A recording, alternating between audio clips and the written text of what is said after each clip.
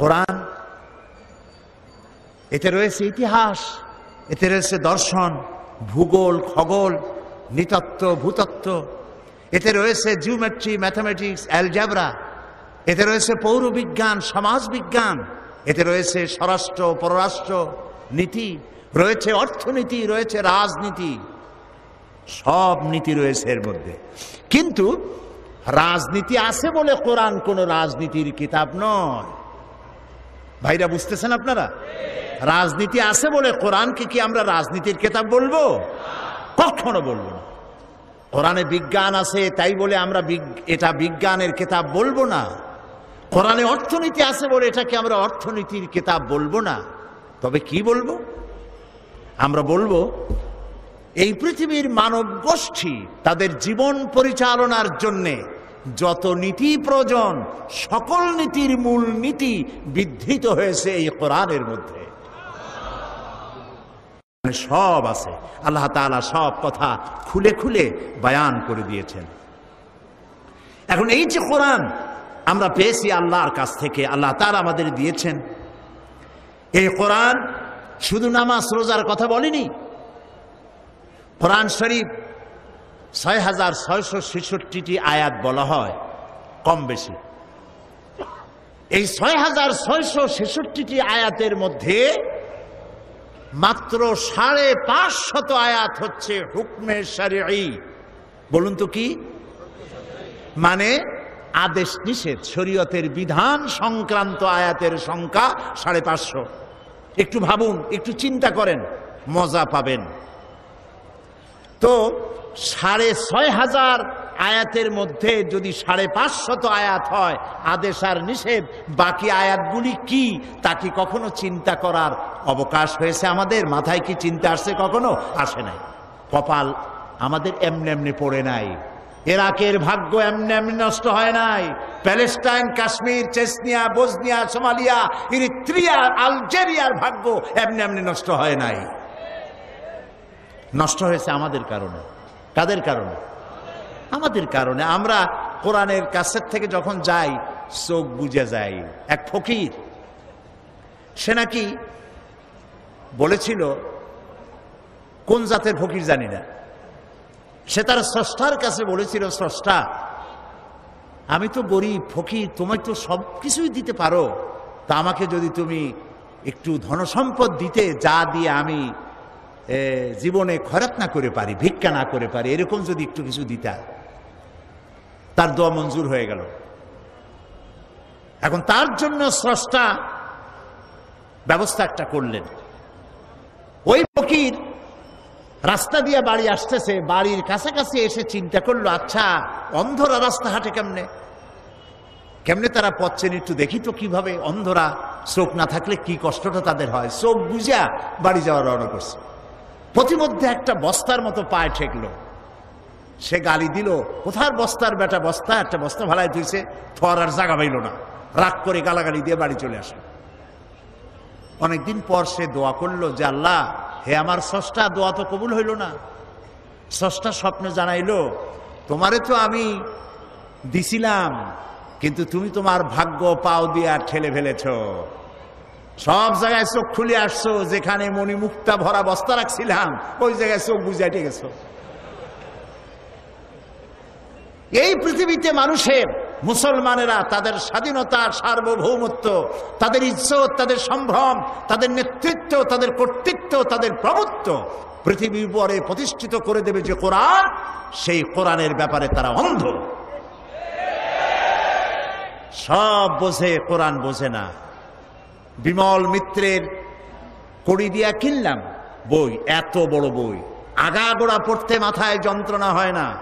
শরৎচন্দ্র, বঙ্কিম, রবীন্দ্রনাথের রচনাবলী এত বড় বড়, সব পড়ে মাথায় যন্ত্রণা হয় না। কিন্তু কোরআনে কারিমের অনুবাদ সহ পড়তে গেলে মাথায় যন্ত্রণা, পেটে গ্যাস্ট্রিক, চোখের মধ্যে জ্বালা করে, কানের মধ্যে সনসন করে, তাই তকদিরও ঠন ঠন করে। এই তকদিরকে যদি আমরা তকদির খুলতে চাই, ভাগ্য বদলাতে চাই, এই কোরআনের বিকল্প আকাশের নিচে জমিনের উপরে কিচ্ছু নাই। প্রিয় ভাই সব, এই কোরআন এমন এমন ঘটনা বর্ণনা করেছে যা ষষ্ঠ শতাব্দীর দুনিয়া এর কিছুই জানত না। এ কোরআন অবশ্য কিছু কিছু ঘটনা ইহুদিদের কিতাব এসেছে, কিন্তু তা অতিরঞ্জিত বিকৃত হয়ে এসেছে। আল্লাহ পাক ওহীর মাধ্যমে নবী করিম সাল্লাল্লাহু আলাইহি সাল্লামকে ইতিহাস শিখাইছেন, ইতিহাস জানিয়েছেন। আদম আলাইহিস সালাম, নূহ আলাইহিস সালাম, ইব্রাহিম আলাইহিস সালাম, ফিরাউন, নমরুদ ইত্যাদির ইতিহাস, রাসূলকে সঠিক ইতিহাস কে শিখাইছে বলেন? আল্লাহ রাব্বুল আলামিন বলেন, তিলকা মিন আম্বাইল গায়বি নূহিহা ইলাইকা মা কুনতা তা'লামুহা আনতা ওয়ালা কওমুকা মিন ক্বাবলি হাদা। এটা হলো সেই অজ্ঞাত ঘটনা বলি, যা আপনি এ সম্পর্কে কিছুই জানতেন না, আপনিও জানতেন না, আপনার কওমও জানতো না। আমি ওহীর মাধ্যমে সঠিক ঘটনাগুলি আপনাকে জানিয়ে দিয়েছি। হযরত ইউসুফ আলাইহিস সালামের ঘটনা বর্ণনা করে আল্লাহ পাক বলছেন, যালিকা মিন আম্বাইল গায়বি নূহিহি ইলাইকা ওয়া মা কুনতা লাদাইহিম ইয আজমাউ আমরাহুম ওয়া হুম ইয়ামকুরুন। এটা হলো সেই ঘটনা যা আমি ওহীর মাধ্যমে আপনাকে জানিয়েছি, ইউসুফ আলাইহিস সালামের ঘটনা। অথচ তার ভাইরা যখন ঐক্যবদ্ধভাবে তার বিরুদ্ধে ষড়যন্ত্র করতেছিল, তখন আপনি সেখানে উপস্থিত ছিলেন না। আমি ওহীর মাধ্যমে প্রাগ ঐতিহাসিক এসব ঘটনা আপনাকে জানিয়ে দিয়েছি।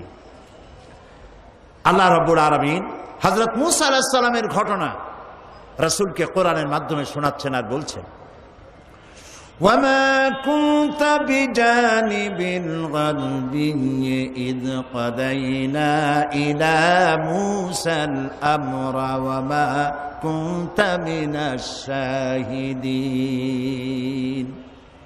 আর সিনাই পর্বতের পশ্চিম প্রান্তে মূসা আলাইহিস সালামকে আমি যখন তাকে নির্দেশাবলী দিয়েছিলাম, আপনি সেখানে উপস্থিত ছিলেন না। আমি ওহীর মাধ্যমে আপনাকে সে ঘটনাও জানিয়েছি। كذلك نقص عليك من أنباء ما قد سبق وقد آتيناك من لدنا ذكرا। এভাবেই আপনার কাছে অতীতের সমস্ত ঘটনাবলী আমি আপনাকে নিজের নিকট থেকে একটির পর একটি করে ওহীর মাধ্যমে জানিয়ে দিয়েছি। এভাবে আল্লাহ তাআলা রাসূলকে ইতিহাস জানালেন। আল্লাহ তাআলা রাসূলকে বিশ্বলোক সম্পর্কে, ঊর্ধ্বলোক সম্পর্কে জ্ঞান দান করেছেন। 1665 খ্রিস্টাব্দে স্যার আইজ্যাক নিউটন তিনি মাধ্যাকর্ষণ শক্তির কথা বিশ্ববাসীকে জানালেন। কিন্তু আশ্চর্যের কথা যে নবী করিম সাল্লাল্লাহু আলাইহি ওয়াসাল্লাম কখনো কোনো সায়েন্স ল্যাবরেটরিতে কোনো গবেষণা করেননি, কোনো একাডেমিক কোয়ালিফিকেশন গ্রহণ করেননি, লিখতে জানেন না, পড়তে জানেন না।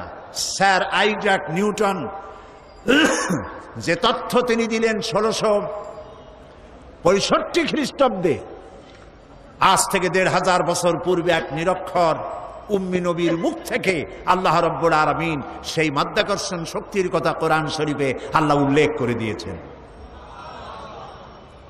আল্লাহ রাব্বুল আলামিন বলেন, ইন্নাল্লাহা ইউমসিকুস সামাওয়াতি ওয়াল আরদা আন তাজুলা।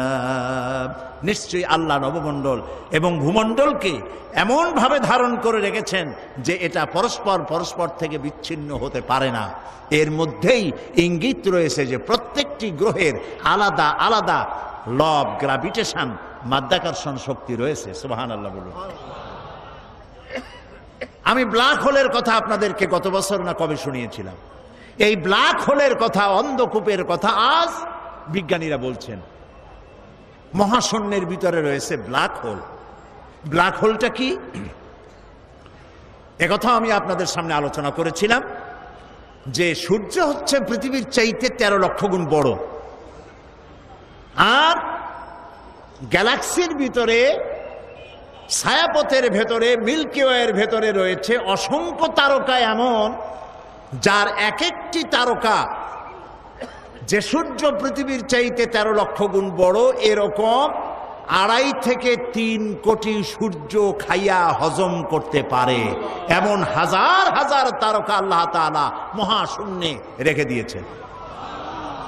বিজ্ঞানীরা মনে করেছিল এইটাই সব থেকে বড়, মহাশূন্যের থেকে বড় আর কিছু নাই। পরবর্তী সময় বিজ্ঞানীরা দেখলো যে না, ওর থেকেও বড় জিনিস আছে। সেটা কি? সেটা হলো ব্ল্যাক হোল, অন্ধকূপ। সেই অন্ধকূপ হচ্ছে এত বড় কূপ যে তারকাগুলি, ওই তারকা, কোন তারকা কোন তো, যে তারকায় সূর্য খাইতে পারে, এই রকমের অসংখ্য সূর্য খাইয়া হজম করতে পারে যে তারকাগুলি, সেই তারকাগুলি মহাশূন্যে ঘুরতে ঘুরতে যদি ব্ল্যাক হোলের রেঞ্জের ভিতরে এসে যায়, তাহলে ব্ল্যাক হোল এই তারকাগুলিকে চকলেটের মতো চুষে নিমিষের মধ্যে অদৃশ্য করে দেয়। এই কথা বিজ্ঞান বলল কবে? এই মাত্র কদিন আগে। আল্লাহ রাব্বুল আলামিন এই ধারণা আজ থেকে 1500 বছর আগে নবীজির কাছে ব্ল্যাক হোলের ধারণা দিয়ে রেখেছেন। আল্লাহ তাআলা বলছেন, ফালা উকসিমু বিমাওয়াকিন নুজুম, শপথ সেই পতিত স্থানের যেখানে তারকাসমূহ নিপতিত হয়। বিজ্ঞানীরা খুঁজলো তারকাগুলি নিপতিত হয় কোথায়, তারা খুঁজে পেল সেই ব্ল্যাক হোলের ভেতরে তারকাগুলি নিপতিত হয়। এই কথা আজকে আবিষ্কার হলো, কিন্তু কোরআন বলেছে অনেক অনেক অনেক আগে। সুবহানাল্লাহ। প্রিয় ভাই সব, মানুষ এই যে চন্দ্র সূর্য সৌরজগৎ সম্পর্কে, এর গতিশীল, সবকিছুই যে গতিশীল, কোপারনিকাস, কেপলার, গ্যালিলিও, নিউটন, এসব বিজ্ঞানীদের জানার বহু পূর্বে ইসলাম, কোরআন মানুষকে তা জানিয়ে দিয়েছে। এই পৃথিবীর সবকিছুই গতিশীল, এ সম্পর্কে মানুষের বিভিন্ন ধারণা ছিল। কেউ বলেছে চন্দ্র ঘোরে, কেউ কয় সূর্য ঘোরে, কেউ কয় কিছুই ঘোরে না, কেউ কয় সম্ভবত আমরাও ঘুরি। কিন্তু মূল কথাটা কি, ঘোরে কে, এ বিষয়ে ফাইনাল সিদ্ধান্ত কে দিতে পারবেন বলেন তো সবাই? আল্লাহ রাব্বুল আলামিন দুনিয়াবাসীকে আজ থেকে 1500 বছর আগে সবকিছুই যে গতিশীল সে সম্পর্কে আল্লাহ পাক জানায় দিলেন, লাশ-শামসু ইয়ানবাগি লাহা আন তুদরিকাল কমারা ওয়ালাল লাইলু সাবিকুন নাহার ওয়া কুল্লুন ফি ফালাকি ইয়াসবাহুন। প্রবল জ্ঞানী হইবে যাহারা, আপন মনেতে বুঝিবে তাহারা, রাত্রি পারে না কি যাইবার, দিনের স্থান করি অধিকার। চন্দ্র বাঁধে না সূর্যের গায়েতে, সূর্য পারে না চন্দ্রকে ধরিতে, যার যে স্থান বহাল রাখিয়া ভ্রমণ করিছে খোদাকে ডরিয়া। ওয়া কুল্লুন ফি ফালাকিন ইয়াসবাহুন, যা কিছু আছে মহাশূন্যে সব ঘুরছে ঘুরছে ঘুরছে, কেউ দাঁড়ানো নাই। পৃথিবী ঘোরে, চন্দ্র ঘোরে, সূর্য ঘোরে, সব ঘুরছে। এই তথ্য আল্লাহ তাআলা দিয়েছেন। বিজ্ঞানের অনেক থিওরির ভিতরে এটিও একটি থিওরি যে বিজ্ঞানের কোনো থিওরি ফাইনাল নয়। আজকে এক বিজ্ঞানী এক কথা বললো, কালকে আরেকজন আসে থাপ্পড় মেরে তারটা উড়াই দিয়ে নিজেরটা এস্টাবলিশ করত, ঠিক না? কিন্তু কোরআন শরীফের ব্যাপারে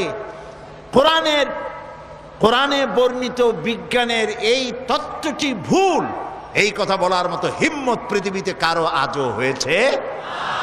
যদি কারো হিম্মত হয় বলেন, আমরা শুনি। এই হিম্মত পৃথিবীতে কারো নাই। এ কোরআন মানুষের সৃষ্টি নৈপুণ্যতার কথা বলেছে, কিভাবে মানুষ সৃষ্টি হয়েছে এ ধারণা দিয়েছে কোরআন। এ ধারণা দিতে গিয়ে দার্শনিকরা ভুল করেছে।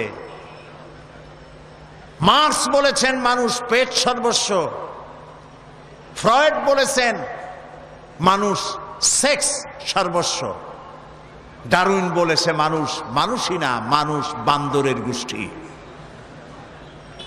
কত বড় উল্লুক! ওরা, ওদের মাতামহ বান্দর, ওদের পিতামহ ভাল্লুক, এগুলি বলে তারা তৃপ্তি পেতে পারে, কিন্তু মুসলমানদের এতে কোনো তৃপ্তি নাই। মুসলমানের তৃপ্তি কোথায় এবং মানুষের উৎপত্তি কোথায়, অরিজিন কোথায়, তা বলতে পারবেন কে? ডারউইনের 14 গোষ্ঠীও বলতে পারবে না। কে পারবে? কেবলমাত্র সে আল্লাহ রাব্বুল আলামিন কোরআনের মধ্যে ধারণা দিয়ে দিয়েছেন তোমাদের উৎপত্তি কোত্থেকে, তোমাদের দাদা নানা বান্দর না। কেউ যদি বলে আমার নানা বান্দর, আমার দাদা উল্লুক, এই সব কথা বলার মধ্যে কোনো কৃতিত্ব আছে? কোনো মজা আছে? কোনো মর্যাদা আছে? আল্লাহ তাআলা শিখিয়ে দিয়েছে আমরা আদম থেকে, আমরা বান্দর থেকে না, আমরা আদম থেকে, আর আদম মাটি থেকে। সুবহানাল্লাহ, বলেন সুবহানাল্লাহ। প্রিয় ভাই সব, কোরআন এসব কথায় বৈজ্ঞানিক তত্ত্বগুলি আল্লাহ তাআলা কোরআনের মধ্যে স্পষ্ট করে মানব গোষ্ঠীকে জানিয়ে দিয়েছে।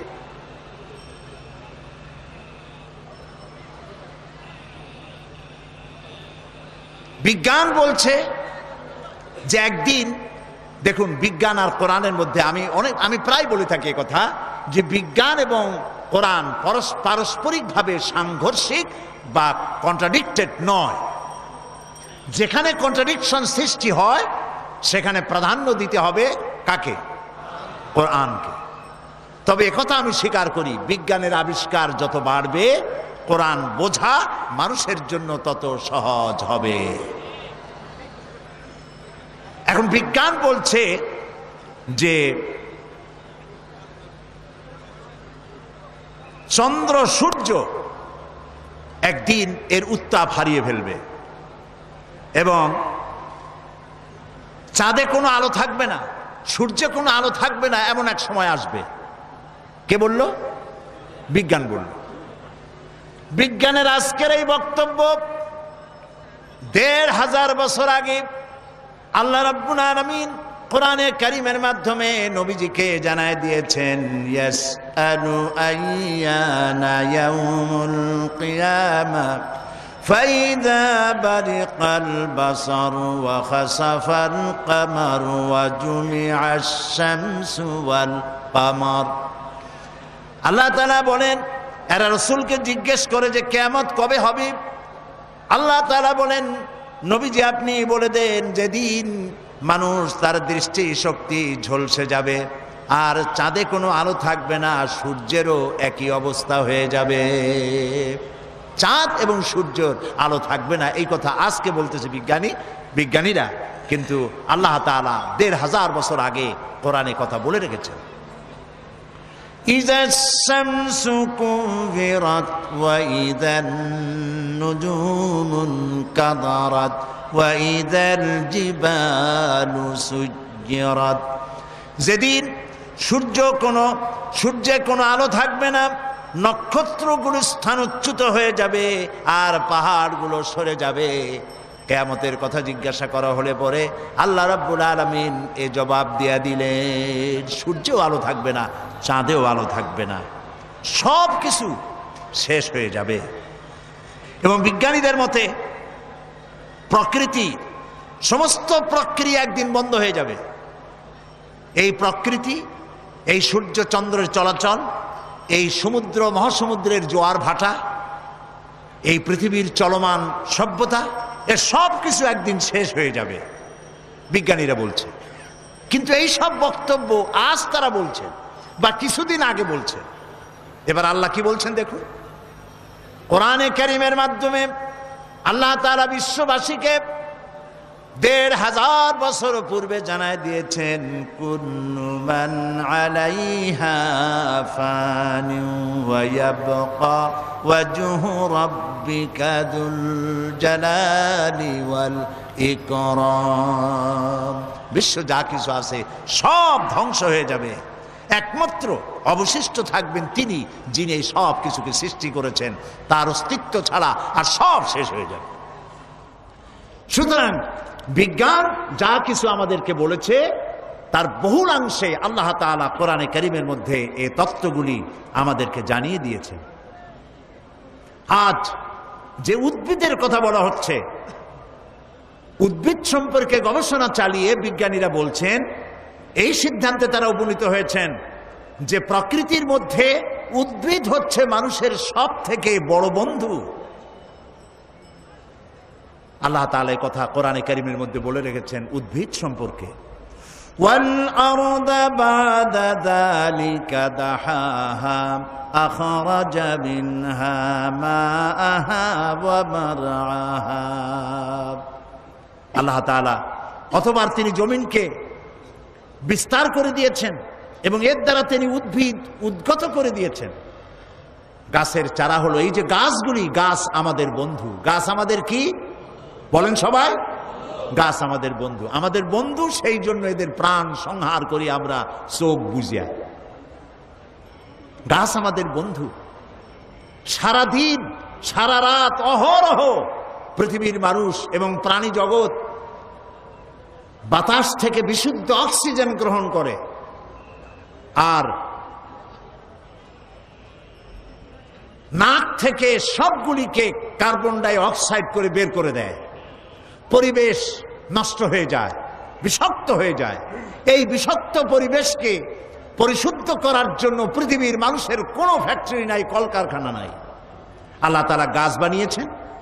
এই গাছ গুল্মলতা, তৃণলতার রং হলো সবুজ, আর এই সবুজের কাজ হচ্ছে, এই সবুজের খাদ্য হলো আমাদের জন্য যেটা বিষ, সবুজের জন্য সেটা খাদ্য। আমাদের ছেড়ে দেওয়া কার্বন ডাই অক্সাইড তারা গ্রহণ করে, এবং সূর্যের উত্তাপ, সূর্যের আলো আর গ্রিন রং দুটোতে মিলে এক প্রকারের রন্ধন ক্রিয়ার মধ্য দিয়ে সারা রাত বসে এটাকে তারা আবার অক্সিজেন বানায়া শূন্যের ভিতরে ছেড়ে দেয়, যা দিয়ে জগৎবাসী বেঁচে থাকে। সুবহানাল্লাহ। এই জন্য আপনি প্রয়োজনে তো গাছের পাতা ছিঁড়বেন, কিন্তু বিনা প্রয়োজনে আপনি প্রয়োজনে গাছ কাটবেন, বিনা প্রয়োজনের গাছের পাতাও ছিঁড়বেন না, কারণ গাছের পাতাগুলি আল্লাহর জিকির করে। মুসলিম শরীফের হাদিসে এসেছে, কেউ যদি একটি গাছ লাগায় সৎ নিয়ত করে, ওই গাছের ফল যত প্রাণীতে খাবে, যত পাখিতে খাবে, মানুষের আশ্রয় নিবে, মানুষের উপকৃত হবে, সদকায়ে জারিয়ার এই সব কিয়ামত পর্যন্ত বৃক্ষ যে লাগিয়েছিল তার আমলনামায় লেখা হবে। সুতরাং গাছ কাটবেন বেশি না লাগাবেন বেশি? বলেন কি করবেন? বেশি বেশি করে লাগাবেন, বেশি করে লাগাবেন। নবী করিম সাল্লাল্লাহু আলাইহি ওয়াসাল্লাম যখন যুদ্ধে যেতেন তখন কয়েকটি কথা সাহাবায়ে কেরামদেরকে শুনিয়ে দিতেন। এক নম্বরে বলতেন, অসুস্থ, বৃদ্ধ, নারী, শিশু এই লোকদের উপরে হস্তক্ষেপ করবে না, অত্যাচার করবে না। দু নম্বরে বলতেন, কোনো ফলদার বৃক্ষকে কর্তন করবে না, কোনো ফলদার বৃক্ষ কাটবে না, নিষেধ করে দিতেন। সুতরাং গাছ, উদ্ভিদ যে আমাদের বন্ধু, একথা আজকে নতুন আমরা শুনতেছি, কিন্তু কোরআন হাদিসে সব কথা বলে রেখেছে অনেক অনেক আগে। আমি আপনাদেরকে বুঝাতে চেষ্টা করেছি যে কোরআনে কারীম আল্লাহ রাব্বুল আলামিন নাজিল করেছেন পৃথিবীর সমস্ত মানুষের কল্যাণের জন্য। এর মধ্যে রয়েছে বিজ্ঞান, রয়েছে অর্থনীতি, রয়েছে দর্শন, রয়েছে রাজনীতি, সব আছে। তিবিয়ানান লিকুল্লি শাই, আল্লাহ তাআলা বলছেন আমি সব কথা খুলে খুলে বয়ান করে দিয়েছি কোরআনের মধ্যে। আমরা বলি সুবহানাল্লাহ। প্রিয় ভাই সব, আবারও বলি, এই কোরআনের মধ্যে রাজনীতি আছে বলে এটা রাজনীতির কিতাব নয়, মুখস্থ করুন এবং মনে রাখেন। বিজ্ঞান আছে বলে এটা বিজ্ঞানের কিতাব নয়। পররাষ্ট্র স্বরাষ্ট্রনীতি আছে বলে পররাষ্ট্র স্বরাষ্ট্রনীতির কিতাব নয়। বিষয়টা কি? বিষয়টা হচ্ছে আমার জীবন, আপনার জীবন, আমার ব্যক্তি, আপনার ব্যক্তি, পরিবার, সমাজ, রাষ্ট্র তথা বিশ্বকে পরিচালনা করার জন্য যত নীতিমালা প্রয়োজন, সমস্ত নীতিমালার মূল নীতি যে কিতাবে লেখা হয়েছে সেই কিতাবের নাম বলেন সুবহানাল্লাহ। এই জন্য একজন মুসলমানকে তাই কোরআনের পূর্ণাঙ্গ অনুসারী হতে হবে। কোনো একজন মুসলমান কোনো অবস্থাতেই ধর্ম নিরপেক্ষ হতে, পারবে না। এই বিষয়টি খুবই গুরুত্বপূর্ণ। এখন যে বিষয়টির কথা আমি বলবো এটি খুবই গুরুত্বপূর্ণ। শুনতে চান না চান না? প্রিয় ভাই, সব শুনতে হবে, তাহলে কাজে লাগবে। যদি শুনি আর বুঝি কাজে লাগবে। বলেন আলহামদুলিল্লাহ।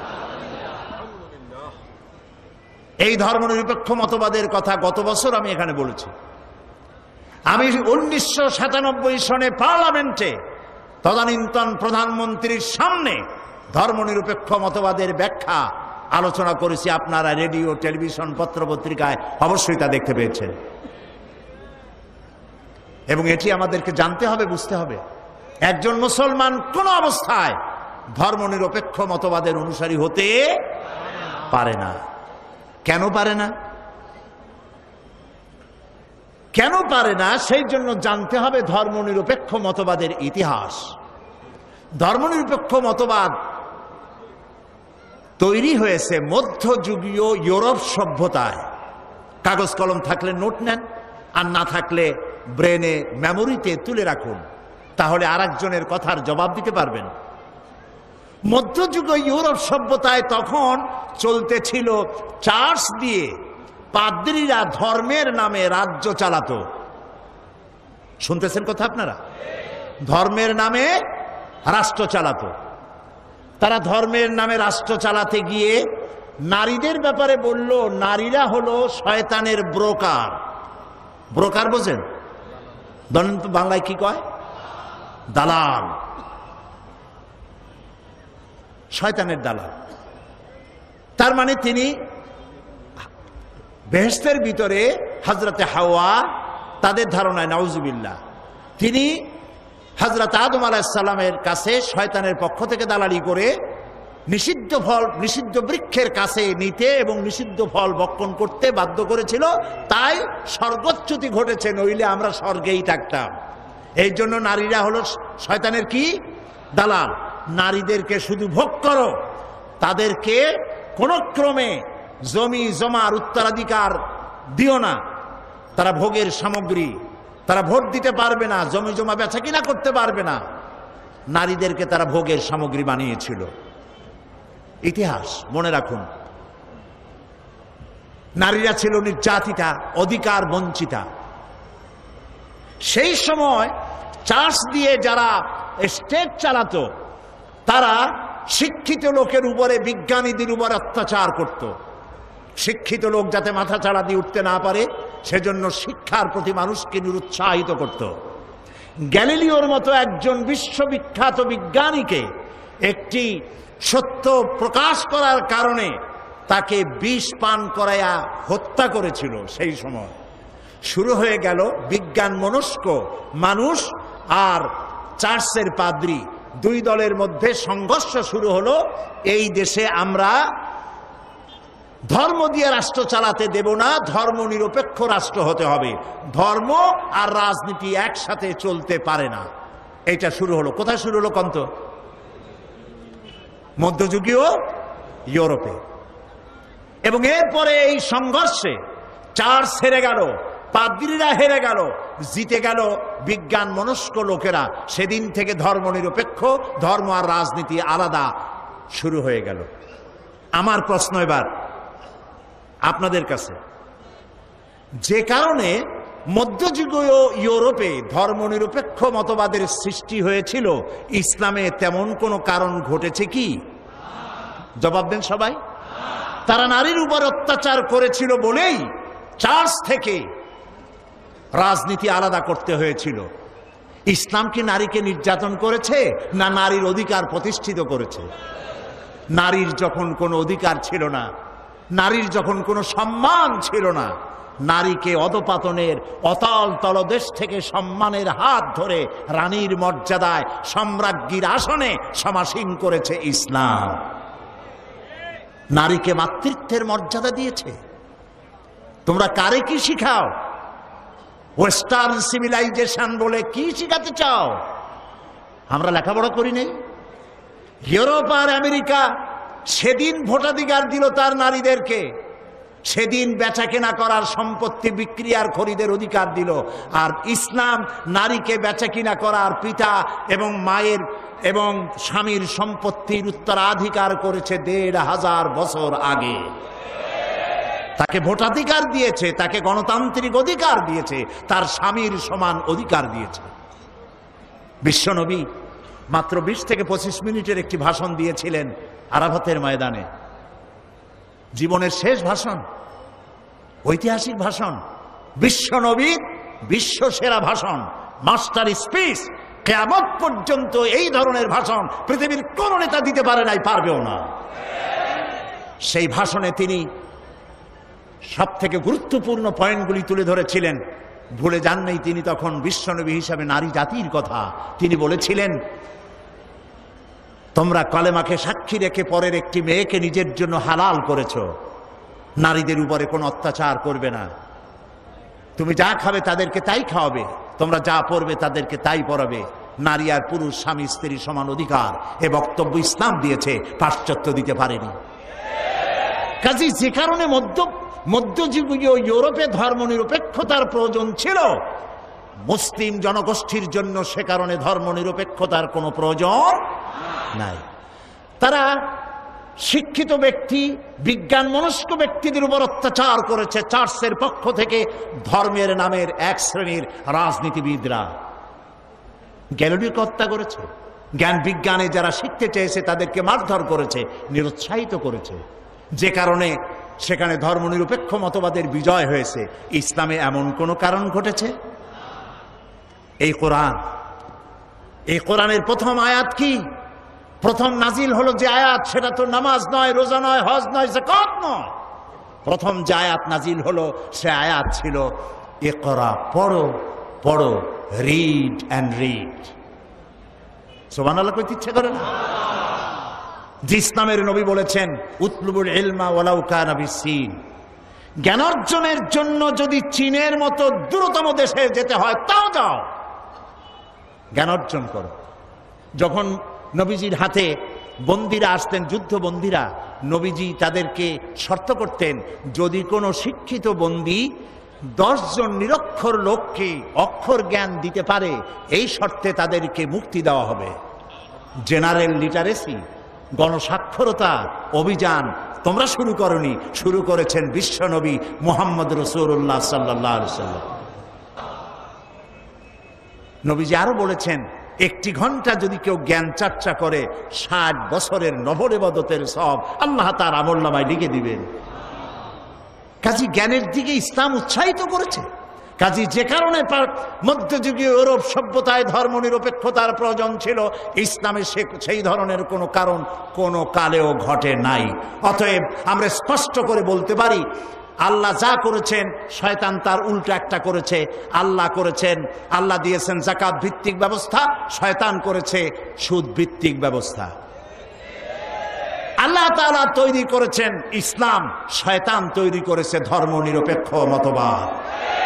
ধর্মনিরপেক্ষ মতবাদের স্রষ্টা হচ্ছে খোদ শয়তান, আর শয়তানের তৈরি করা এই মতবাদ কোন মুসলমান গ্রহণ করতে পারে না, পারে না, পারে না।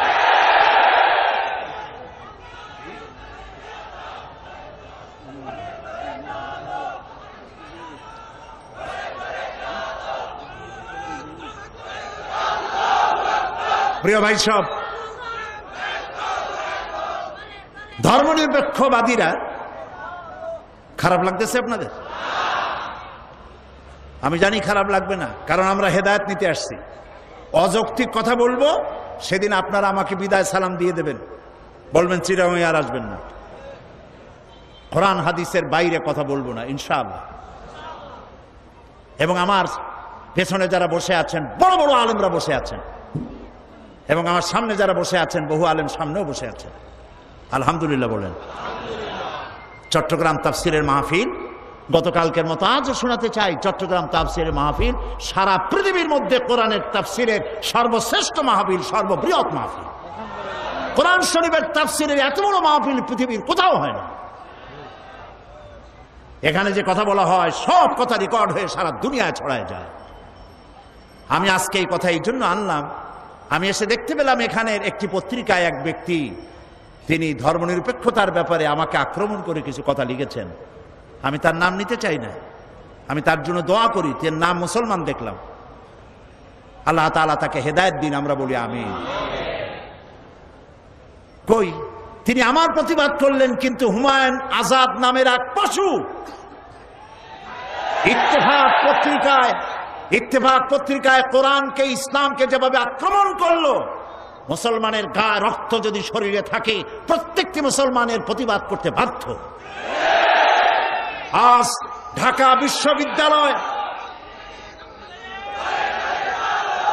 মুসলমান দেশের বিশ্ববিদ্যালয় এমন কুলাঙ্গার কেমনে চাকরি করে আল্লাহ ভালো জানেন। এমন শয়তানের চাকরি থাকা উচিত নয়। এটা মুসলমান তো নয়, মানুষ নয়, শয়তান।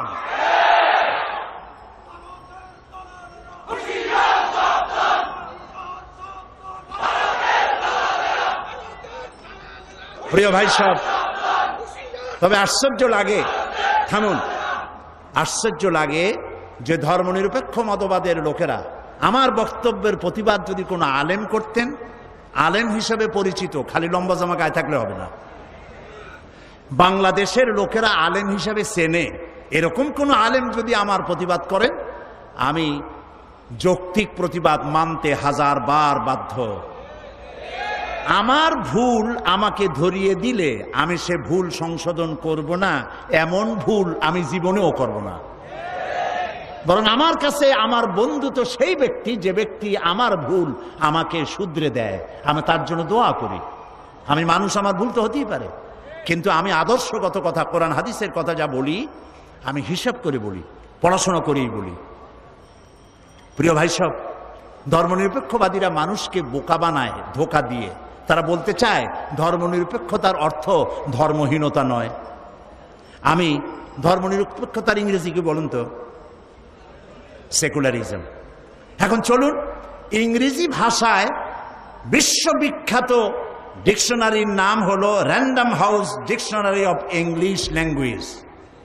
এটা হলো পৃথিবীর সর্বশ্রেষ্ঠ ইংলিশ ডিকশনারি। আমরা দেখি সেকুলারিজমের অর্থ তারা কি করেছে। এই বইতে সেকুলারিজমের তারা তিনটি সংজ্ঞা দিয়েছে। Number 1, not regarded as religious or spiritually sacred। এর অর্থ হলো যা ধর্মীয় বা আধ্যাত্মিকভাবে পবিত্র বলে বিবেচিত নয়, এটা হলো সেকুলারিজমের অর্থ। Number 2, not pertaining to or connected with any religion। এর অর্থ হচ্ছে যা কোনো ধর্মের সাথে সম্পর্কিত নয়।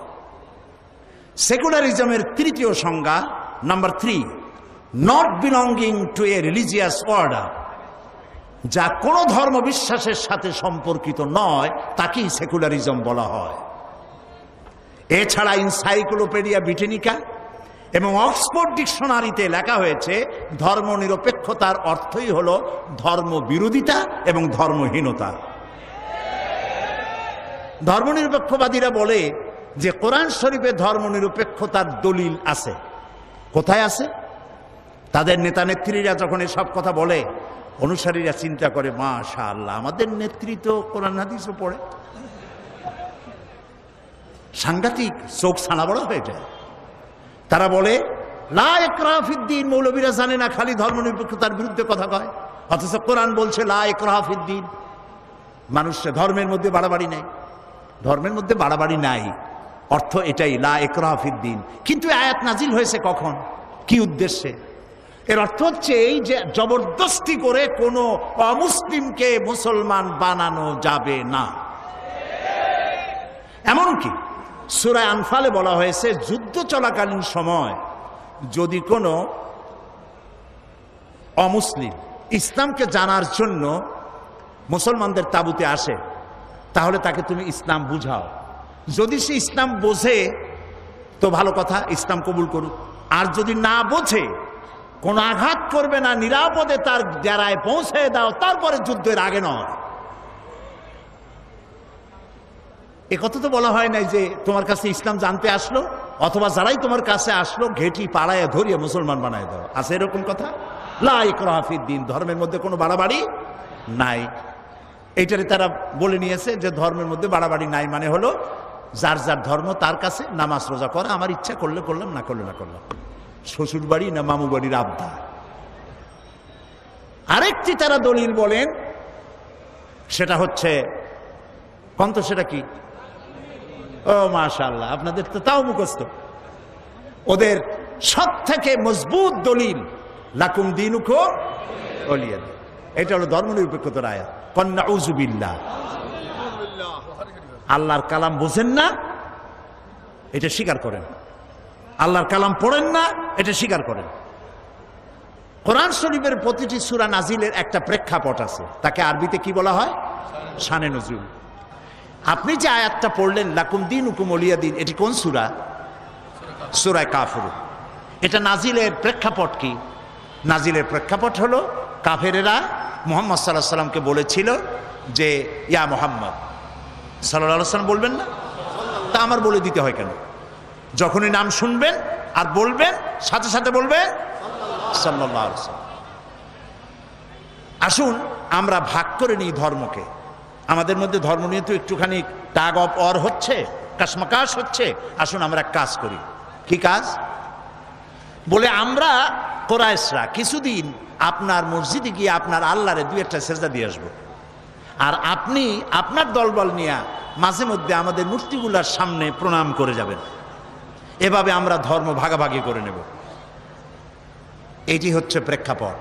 এই প্রেক্ষাপটে আল্লাহ তাআলা সূরা নাজিল করলেন, কুল ইয়া আইয়ুহাল কাফিরুন লা আ'বুদু মা তা'বুদুন।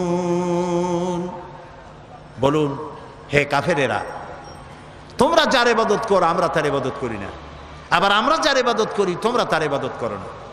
অতএব শেষ দিকে গিয়ে আল্লাহ তাআলা কনক্লুশন, শেষ কথা গিয়ে বললেন লাকুম দীনুকুম ওয়ালিয়া দীন।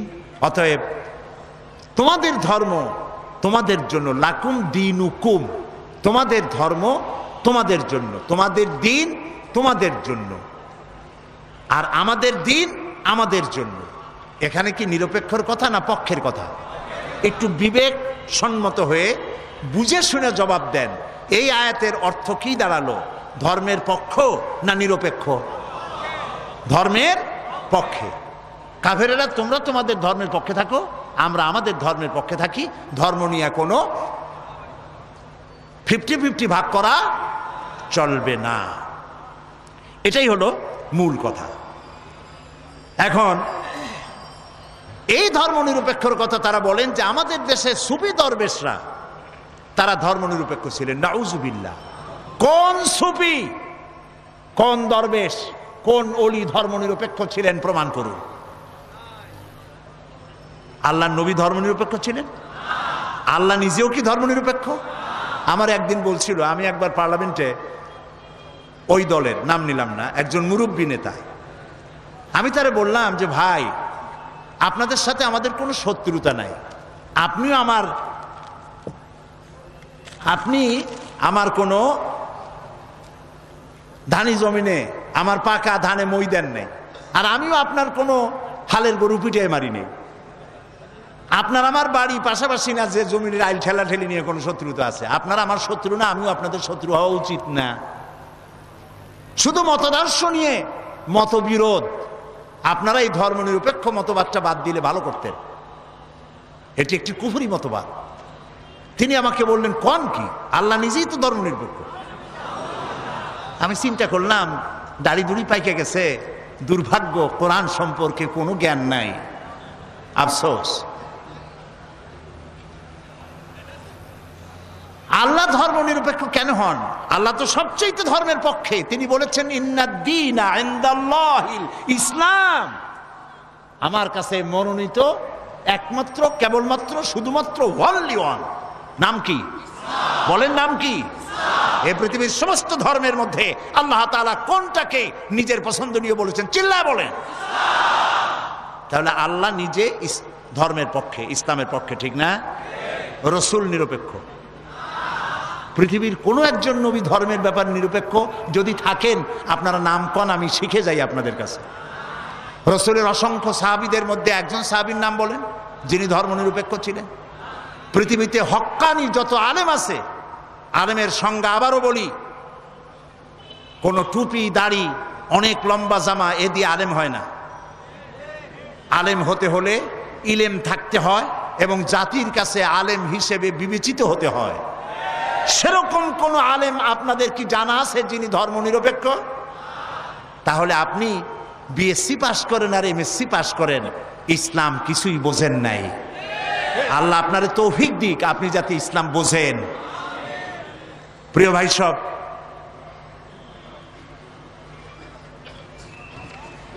ধর্মনিরপেক্ষবাদী, ধর্মনিরপেক্ষ জিনিসটা কি? জিনিসটা হচ্ছে তারা ব্যক্তি জীবনে কোরআন হাদিস মানতে চায়। একটু লক্ষ্য করুন, এটা আমি শেষ করে আনতেছি।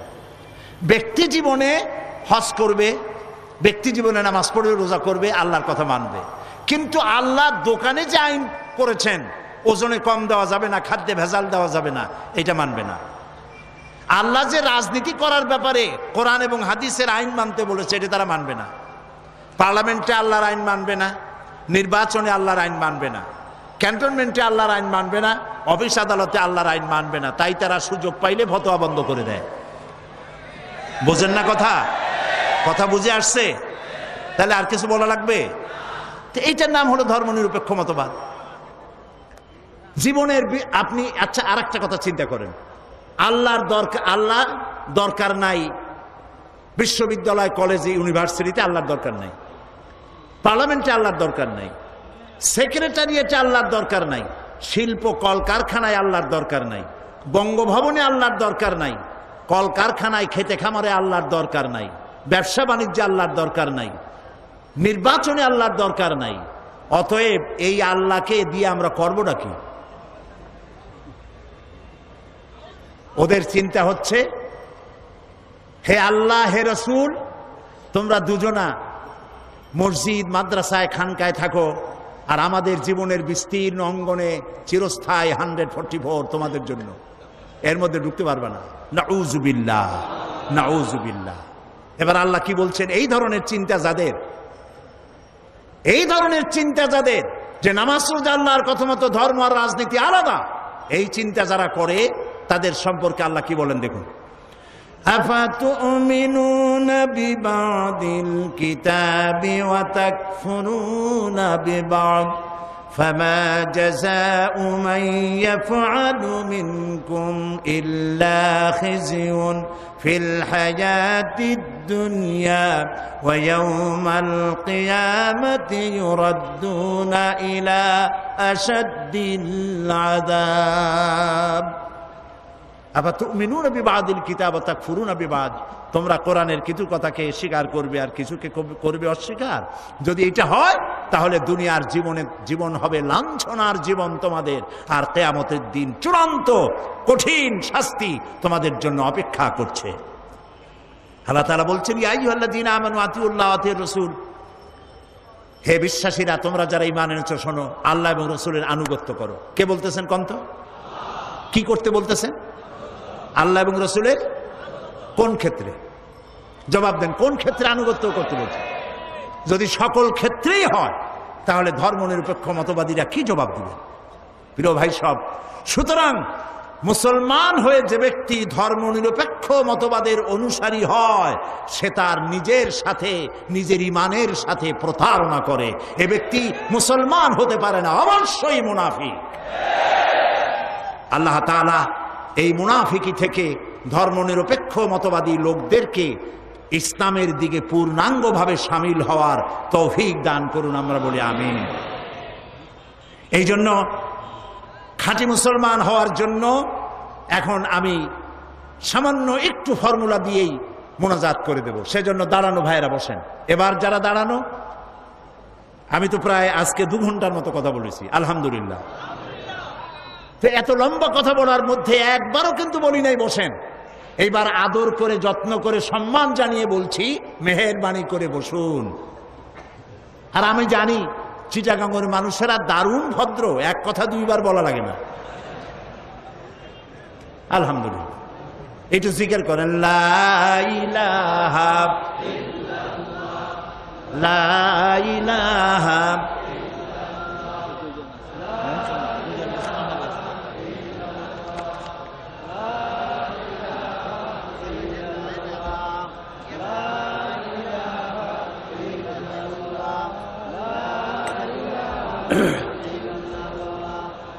বন্ধুগণ, ফর্মুলাটা পরে দেই।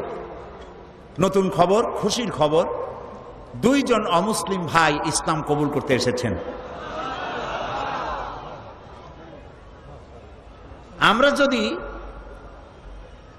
ইসলামের কথাকে সার্বজনীন করে বলতে না পারতাম, তাহলে কি অমুসলিম ভাইরা এসে এখানে মুসলমান হইতেন?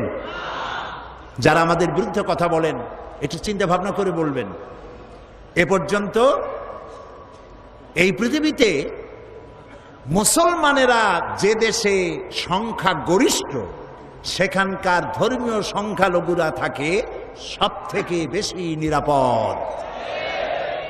যেহেতু আমরা এই দেশে সংখ্যাগরিষ্ঠ মুসলমান, তাই অমুসলিমরা এখানে সব থেকে বেশি নিরাপদ। আলহামদুলিল্লাহ বলে এই মঞ্চে শত শত, বিগত 24 বছরে শত শত হিন্দু, খ্রিস্টান, বৌদ্ধ কালেমা পড়ে মুসলমান হয়েছেন। জোরে বলেন আলহামদুলিল্লাহ। আজকে 2 ভাই এসেছেন, একজনের নাম কাজল দাস, পিতা বাবুল দাস, মাতার নাম ভাতিজা দাস, ধর্ম হিন্দু, জাতীয়তা বাংলাদেশি, গ্রাম ডোলাপাড়া, থানা টেকনাফ, কক্সবাজার। বর্তমান নাম পছন্দ করেছে মোহাম্মদ রফিকুল ইসলাম। আর এক ভাই নাম দীপু মল্লিক, পিতা দোলন মল্লিক, মাতার নাম রিপা মল্লিক, ধর্ম হিন্দু, জাতীয়তা বাংলাদেশি, চন্দ্রঘোনা, লিচু বাগান, রাঙ্গুনিয়া, চট্টগ্রাম। বর্তমান নাম পছন্দ করেছে মোহাম্মদ আলী। দাঁড়াও, এফিডেভিট হয়ে গেছে তাহের সাহেব?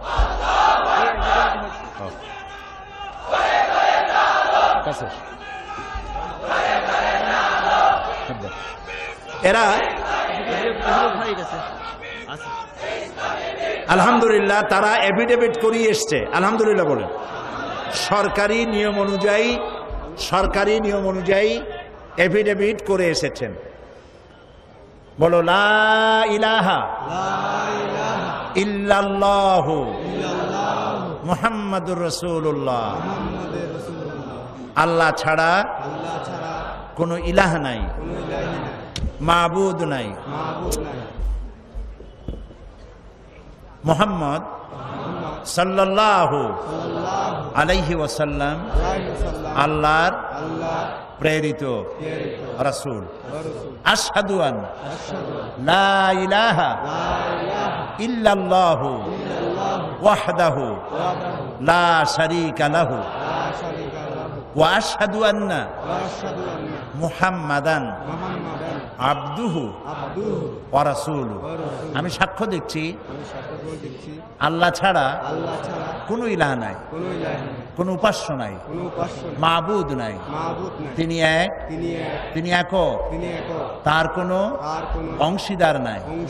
আমি আরো সাক্ষ্য দিচ্ছি মুহাম্মদ সাল্লাল্লাহু আলাইহি ওয়াসাল্লাম আল্লাহর বান্দা এবং তার প্রেরিত রাসূল।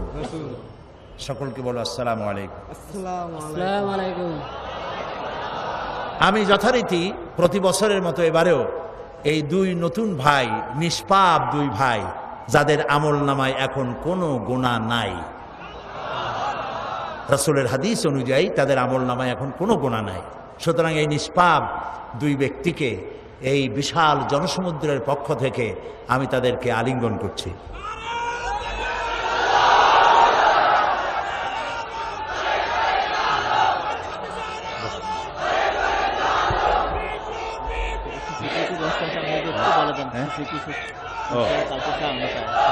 প্রিয় ভাই সব, মোনাজাত শুনলে করতে যাদের ইচ্ছে করে না, মাহফিলের মাঝখানে আল্লাহর রাস্তায় কেউ কাজকে বসবেন না।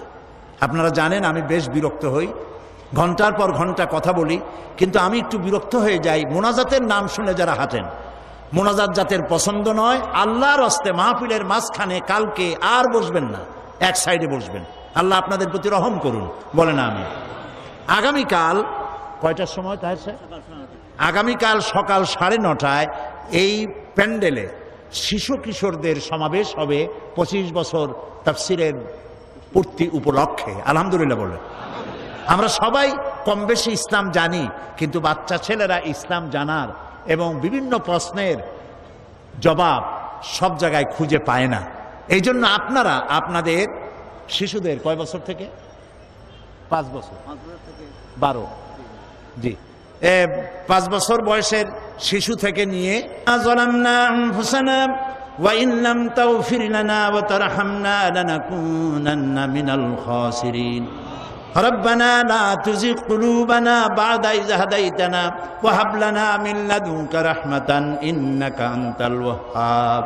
আয় আল্লাহ তাআলা, লাখো জনতার ভিড়ে চট্টগ্রাম প্যারেড ময়দান উপচে পড়েছে আজ। আল্লাহ তাআলা, তোমার বান্দাদের সামনে যে সমস্ত কথা তুমি বলালে, এগুলি আমাকে আমল করার তৌফিক দিয়া দাও। যে কথাগুলি তুমি দয়া করে তোমার এই নগণ্য অযোগ্য বান্দা দিয়ে বলিয়েছ, আল্লাহ তাআলা তুমি দয়া করে তোমার বান্দিদের আমল করার তৌফিক দিয়া দাও। রব্বুল আলামিন 25 বছর পূর্তি উপলক্ষে বিশাল আয়োজন, লক্ষ লক্ষ টাকা এর বাজেট। রব্বুল আলামিন, কোন বছর তুমি এই সমাজ কল্যাণকে ঋণগ্রস্ত রাখো নাই। তোমার আপন কুদরতে কোরআনের বরকতে ঋণ পরিশোধ করে দিয়েছো। আল্লাহ তাআলা এই 25 বছর উপলক্ষে আয়োজিত মাহফিলকে, কর্তৃপক্ষকে ঋণগ্রস্ত বানিও না।